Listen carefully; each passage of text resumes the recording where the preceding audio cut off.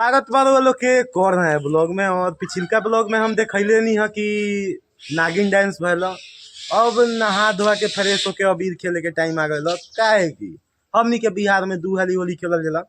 एगो तो पहले फाड़ा फाड़ी एकरा बाद प्रेम से अबीर से होली खेलल जाला। चलिए अपन लुक देखा अपनी भाई, थोड़ा पकड़ब कैमरा।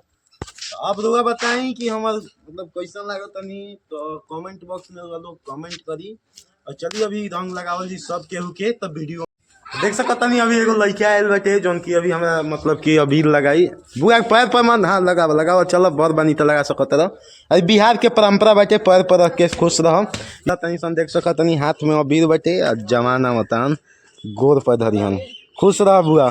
परंपरा बाटे बिहार के कि गोर पर रख के आप पैर छुअल जाला, आशीर्वाद लेवल जाला। और ई मतलब कि बाहर के लड़का में संस्कार ना हुई, क्या कि बाहर जब जाए दिल्ली उल्ली तो कहीं से नमस्ते, तो नमस्ते वाला एजा काम नहीं खे, एजा गोर छुअला लोग प्रणाम करके आशीर्वाद ले वाला लोग। तो चलिए अभी देखी होली खेले हमारे जो आयल बा लोग, कुछ भाई लोग खेल जाई। तो चलिए भाई आयल बान लगाओ तो हम थोड़ा हमू लगा दी।